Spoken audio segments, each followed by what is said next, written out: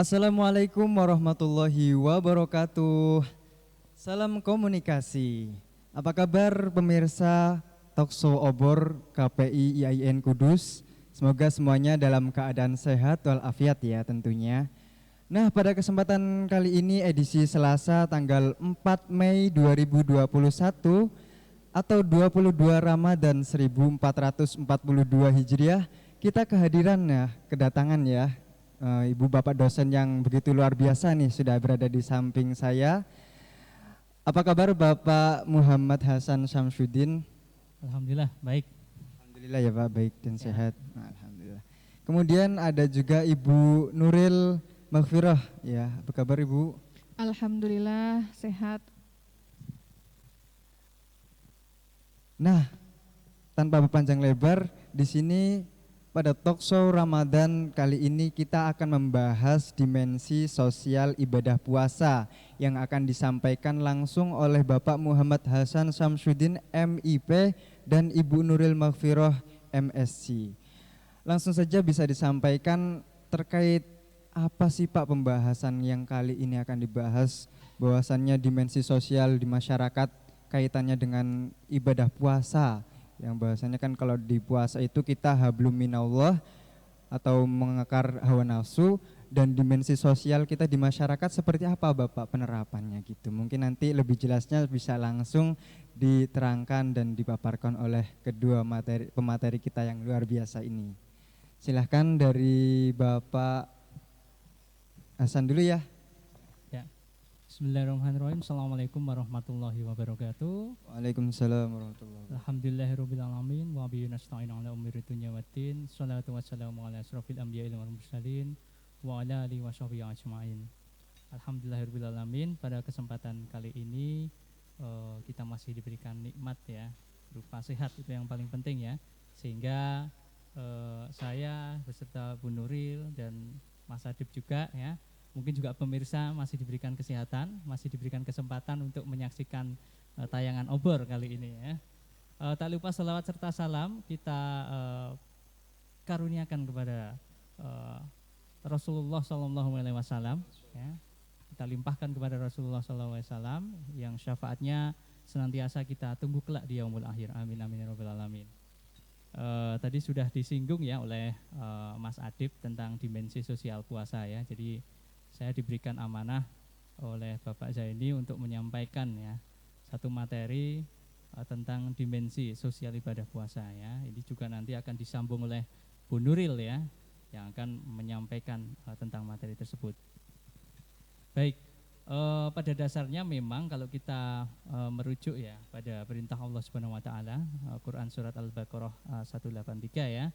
Ya ayyuhalladzina amanu kutiba alaikumusiyam kama kutiba alal ladzina min qablikum la'allakum tattaqun ya.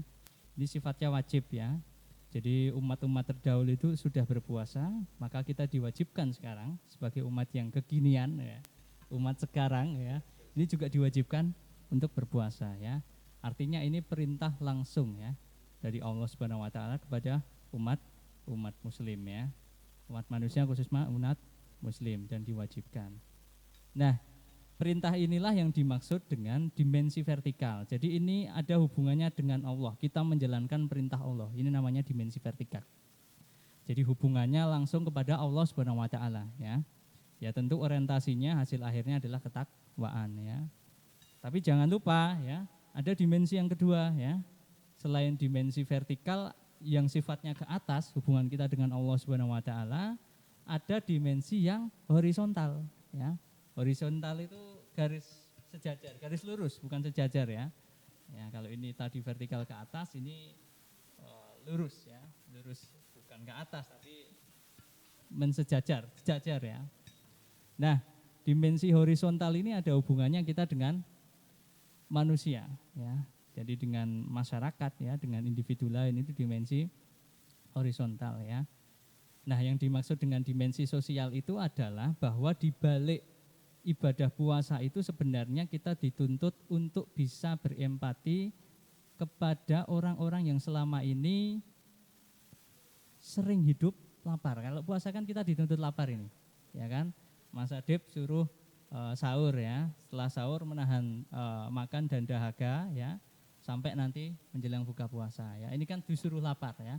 Disuruh mengosongkan perut ya, tenggorokannya dikeringkan ya, tidak ada basah-basahnya ya. Nah, pada dasarnya ini dimensi sosial yang bisa kita dapatkan adalah kita belajar untuk berempati kepada kaum du'afa ya. Orang-orang yang lemah ya. Orang-orang yang lemah itu ya bisa orang miskin ya, bisa orang yang fakir ya. Ya macam-macam definisi orang lemah ya. Nah, kita dituntut untuk bisa ya berempati kepada apa yang selama ini dihadapi oleh orang-orang yang lemah tersebut atau kalangan kaum du'afa ya. Jadi kan apalagi di tengah pandemi Covid ya. Di tengah pandemi Covid ini kan banyak juga saudara-saudara kita yang mungkin secara ekonomi dihantam ya, diporak-porandakan dengan adanya Covid-19 ya.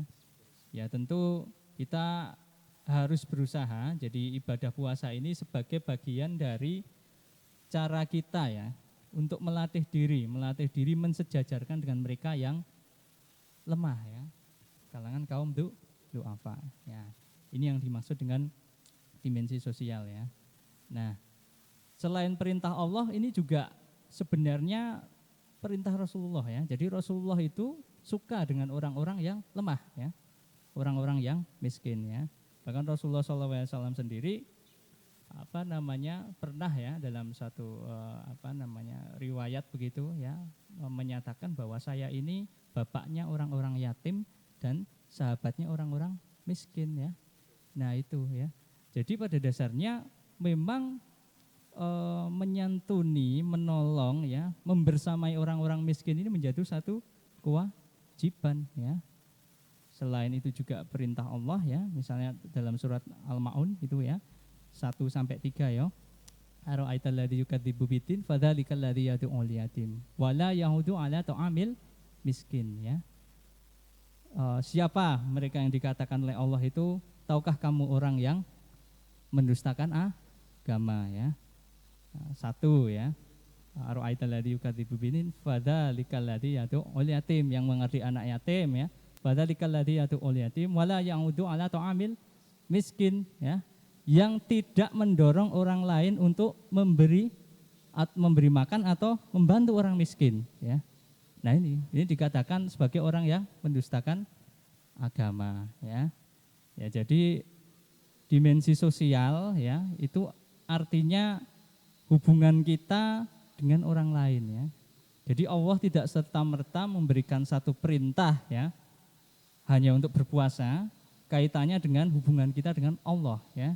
Tapi juga ada nilai ya, ada makna di balik itu agar kita merasakan apa yang selama ini dialami oleh saudara-saudara kita yang lemah ya, orang-orang kalangan kaum du'afa ya. Nah, kemudian muncul pertanyaan, Pak, apakah hanya dituntut untuk merasakan orang-orang yang lemah saja, Pak? Terus gimana? Kan posisinya tetap lemah, Pak, mereka.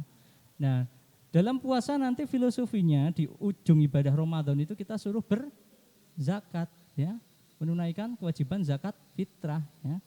Jadi tidak hanya merasakan tapi kita didorong untuk apa yang bisa kita lakukan ya sebagai saudara sesama muslim begitu ya, saudara seiman, melihat saudara-saudaramu yang kurang beruntung ya, saudara-saudaramu yang lemah. Setelah kamu merasakan menjadi orang lemah, maka kamu setelah itu dituntut ya untuk memberikan bantuan ya. Dituntut untuk membersamai mereka ya. Membersamai mereka. Artinya kalau dalam konteks puasa nanti pada ujung puasa, pada ujung ibadah puasa maka nanti kita akan dituntut ya untuk menunaikan kewajiban berzakat ya. Zakat fitrah ya. Itu ya, Adib ya. Oke. Mungkin langsung Bu Nuril atau Adib dulu.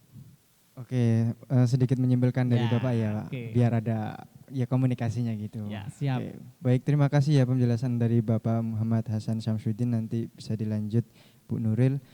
Oke, yang dari tadi yang telah kita pahami tadi ya teman-teman atau pemirsa dimanapun berada, Talkshow Obor, bahwasannya ibadah itu tidak hanya kepada Allah Subhanahu Wa Taala saja, tapi juga kita ada ibadah kepada sesama Muslim atau sesama manusia. Dalam hal ini Kalau kepada Allah itu vertikal dan kepada sesama itu horizontal gitu. Oke, lanjut ya dari Bu Nuril untuk menyampaikan tentang dimensi sosial ibadah puasa. Oke, terima kasih ya. Masya Allah ya, obor Ramadan kali ini luar biasa ya, saya bisa menjadi bagian di dalamnya gitu ya. Nah, tadi sudah disampaikan ya bagaimana dimensi sosial ya yang sudah disampaikan oleh Bapak Hasan tadi, bahwa nanti endingnya dari Ramadan ini juga itu ada zakat fitrah gitu ya. Memang benar sekali ya, kita lihat dulu COVID-19 ini ya, COVID-19 ini udah setahun lebih ya, udah setahun lebih, belum usai ya, belum selesai, yang mana COVID ini berdampak sekali ya terhadap masyarakat berbangsa dan bernegara gitu. Nah, kalau kita ngelihat sekarang faktanya di kemiskinan sendiri gitu ya, itu memang Jawa Tengah ya, kita ambil fakta atau data yang Jawa Tengah ya, itu bisa dilihat ya nanti sama, kan kalau kita berbicara kemiskinan ini nggak bisa rasa-rasa ya, harus berdasarkan data sebenarnya. Nah, ini bisa dilihat dari BPS ya, bagaimana tahun lalu ke tahun ini tuh meningkat memang angka kemiskinan itu ya, sekitar 1,24% ya. Dulunya itu di mana itu angka kemiskinan di Jawa Tengah saja ya itu 10,58%, sekarang menjadi 11,8%, 84%. Jadi memang angka kemiskinan itu naik ya. Nah, ditambah lagi ya, karena COVID ini kan semuanya menjadi bingung ya harus ngapain gitu ya. Kemudian livelihood atau mata pencaharian juga bingung gitu ya. Keuangan menipis gitu ya. Ditambah datang bulan Ramadan. Nah, ini ya, tambah datang bulan Ramadan, terus juga harga-harga di pasaran juga ya. Pendapatan tidak ada gitu ya. Sedangkan kita harus sahur dan berbuka kan nggak mungkin ya puasa sepanjang hari ya.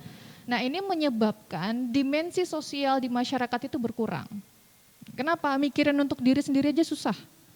Ya. Nah, itulah momen Ramadan kali ini, itulah yang menjadi momentum ya pengasahan dimensi sosial kita kembali gitu ya. Diuji ya. Nah, ya. Nah, ini kita ingat ya, tidak hanya di ujung Ramadan saja ya, tetapi setiap hari dimensi sosial itu ada. Di mana dia? Iftar ya, berbuka ya, pada saat berbuka. Nah, ini kan kita juga diminta untuk berbagi ya pada saat berbuka itu. Bagaimana sebuah riwayat ya di dalam sebuah hadis itu dikatakan manfattoro soiman. Barang siapa yang memberi makan berbuka orang yang berpuasa. Nah, itu kan dikatakan begitu ya. Apa katanya? Apa kata Rasulullah di sana? Kutibalahu kata Rasulullah, dicatatkan baginya gitu, mithlu ajrihi ya, pahala yang semisal dengan orang yang berpuasa itu. Jadi ada dorongan dimensi iman di sini. Jadi dimensi sosial ini ya tidak lepas dari dimensi iman tadi. Jadi ada dorongan keimanan. Apa itu? Perintah Allah ya melalui Rasulullah SAW. Untuk apa? Saling berbagi. Saat apa? Berbuka. Karena barang siapa yang memberi makan ya, berbuka orang yang berpuasa itu mendapatkan pahala yang serupa. Tanpa apa? Tanpa mengurangi pahala orang yang berbuka itu, orang yang berpuasa itu sedikit pun. Nah itu, Masya Allah ya, Islam itu luar biasa teman-teman. Ya, itu Islam itu luar biasa ya. Jadi kita diminta untuk kembali memikirkan ya, kembali merasakan bagaimana penderitaan ya. Kita sama-sama nih sekarang, sama-sama menderita ya, sama-sama kesulitan, sama-sama kesusahan. Bagaimana pada posisi kita sama-sama susah, sama-sama sulit ini tetap bisa berbagi. Nah, Masya Allah ya, bagaimana tetap bisa berbagi. Nah ini luar biasa ya ujian Ramadan kali ini ya. Luar biasa. Jadi itu ya dimensi sosial yang bisa kita lihat. Jadi memang dorongan keimanan ya, dorongan keimanan di dalam dimensi sosial ini. Nah itu sedikit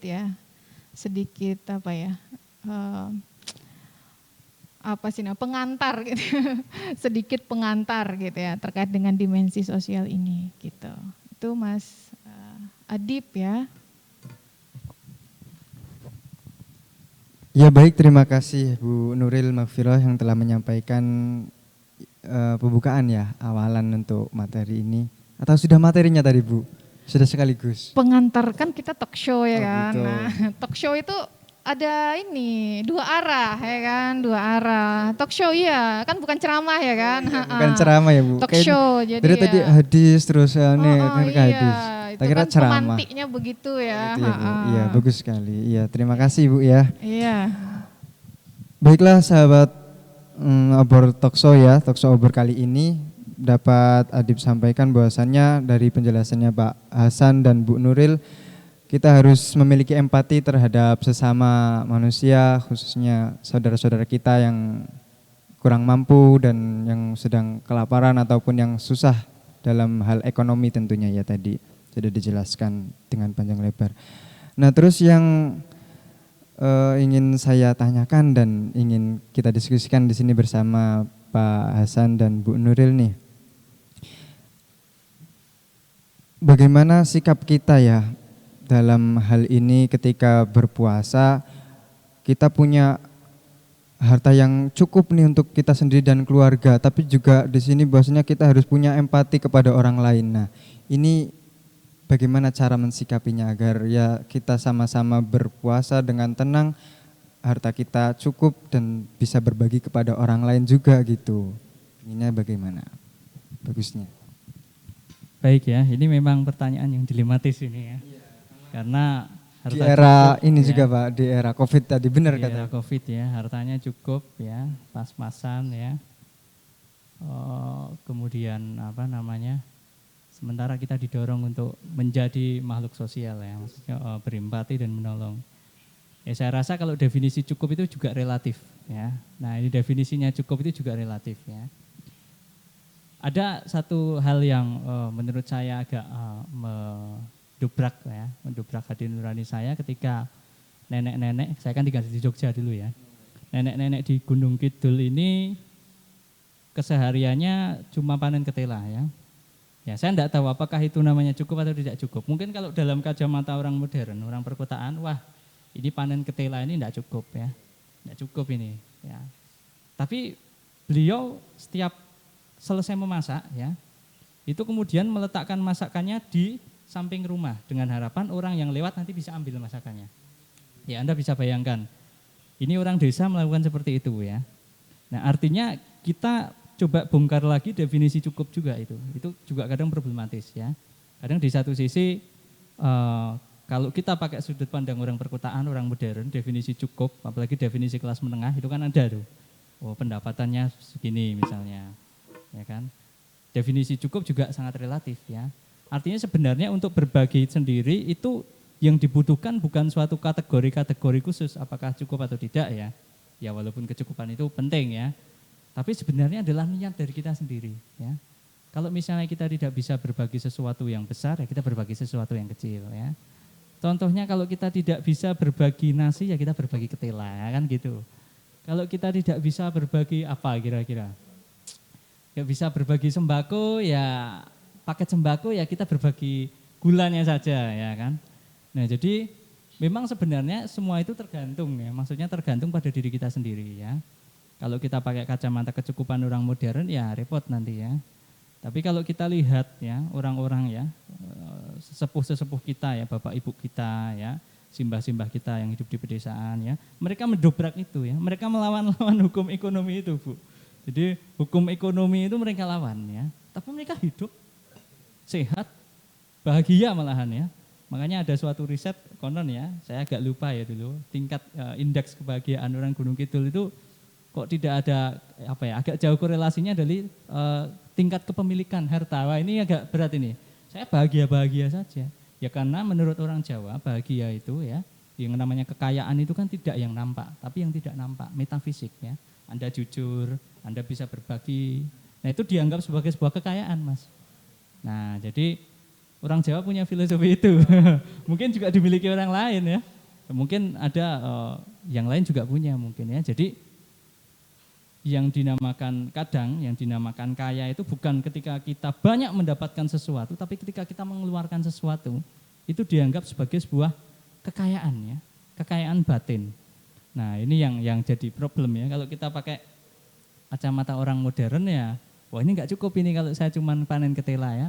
Tapi kalau kita coba berpegang pada filosofi-filosofi orang dulu begitu ya, kita coba flashback ya, yang namanya cukup itu ternyata juga relatif ya, ternyata juga relatif ya. Nah ini kan sebenarnya semua itu tergantung pada niat kita. Kalau tidak bisa memberi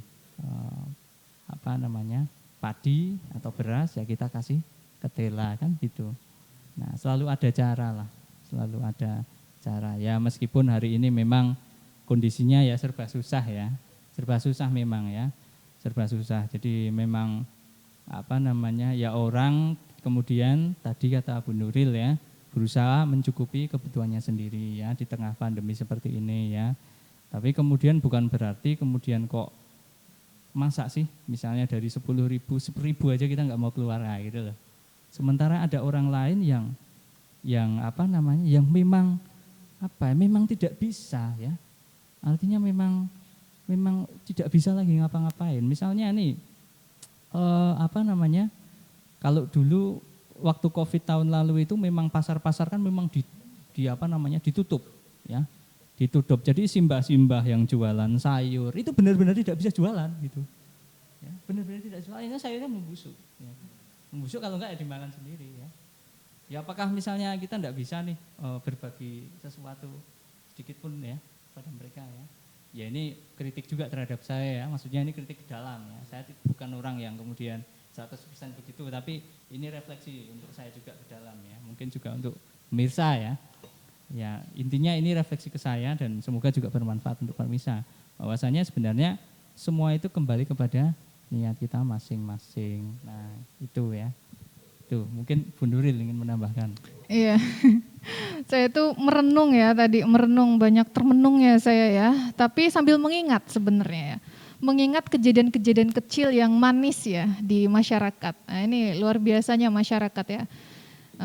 Saya ambil Kudus saja, ini kan di Kudus ya. Saya ambil Kudus, saya terharu sekali dengan masyarakat di sini ya. Kan baru hari keberapa ini puasa ya. Itu memang kondisi lagi sulit ya, Terus bayangan saya tuh memang orang muncul ego, kesulitan dalam berbagi gitu ya. Karena untuk memenuhi kehidupannya saja susah gitu, sulit. Ya. Tapi Masya Allahnya itu tetangga saya ibu-ibu ya. Ibu-ibu itu mau berbagi menu bukanya, sayur gori gitu. Jadi itu Masya Allah menurut saya itu ya, kolak gitu, saya dapat sayur gori gitu. Itu sesuai dengan hadis tadi ya, berarti apa? Paham beliau itu bahwa saat ini yang paling penting itu adalah bagaimana tadi poinnya, berbagi dalam kondisi susah. Karena kalau berbagi dalam kondisi lapang itu udah biasa, gampang ya, apa sulitnya ya. Tapi yang sulit itu berbagi saat susah. Nah ini yang luar biasa menurut saya, ternyata masyarakat itu luar biasa ya, tidak melupakan culture itu gitu ya. Tidak melupakan bagaimana ajaran Rasulullah SAW dalam kondisi berbagi tadi gitu. Nah ini yang saya terharu. Jadi bagaimana langkah kita nih, langkah teknis kita? Ya bagi-bagi aja ke tetangga terdekat, 1-2 rumah. Saya ke 1-2 rumah saya, yang di sini 1-2 rumah dia, yang di sini 1-2 rumah dia gitu. Karena kita nggak bisa menjangkau banyak. Jadi jangkaulah yang dapat terjangkau oleh tangan gitu. Itu bentuk praktisnya. Nah itu kalau misalnya kita jalankan, insya Allah badai ini berlalu, maka kemanisan iman itu akan didapat. Ya kan? Nah itu dimensi sosial yang bisa kita lakukan dalam skup atau skala kecil. Oke pemirsa Talkshow Obor, tadi telah dijelaskan panjang lebar dan banyak motivasi-motivasi bahkan cerita di dalamnya ya, cerita masyarakat yang emang itu terjadi dan nyata. Dari tema yang kali ini yaitu yang dibahas dimensi sosial ibadah puasa, yang bisa Adip ringkas di sini. Tidak banyak namun cukup mungkin ya, yaitu seseorang dengan orang lain dalam berpuasa kita diarahkan untuk merasakan kondisi orang lain ya, tadi yang seperti disampaikan Pak Hasan, agar kita memiliki kepekaan tentunya dan kepedulian terhadap orang lain yang kurang mampu atau orang-orang duafa ya Pak gitu. Karena dalam rezeki yang diberikan Allah Subhanahu wa taala kepada kita itu ada juga hak orang lain yang harus kita berikan atau kita bagikan kepada mereka yang kurang mampu. Ya tentunya dengan niat untuk ibadah dan juga menyambung silaturahmi ya Pak, dengan ya semampunya gitu. Tidak harus banyak, tapi yang kita mampu, yang kita punya dan itu yang kita bagikan. Syukurnya. Mungkin cukup ya Pak, Ibu. Oke. Terima kasih dari Bapak Muhammad Hasan Syamsuddin MIP dan Ibu Nuril Magfirullah MSc atas penyampaian materinya, sangat bermanfaat tentunya untuk kami semua pemirsa Talkshow Obor kali ini. Semoga kedepannya bisa lebih baik lagi dan kita semua diberikan kesehatan sehat walafiat jasmani rohani ya Pak. Amin ya rabbal alamin.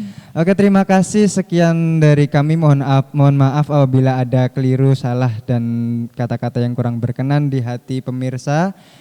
Kami mohon pamit. Bila taufik wal hidayah. Assalamualaikum warahmatullahi wabarakatuh. Waalaikumsalam. warahmatullahi wabarakatuh. Penutup untuk salam komunikasi nanti ada siji wadah ojo pecah. 1, 2. Salam komunikasi siji wadah ojo pecah.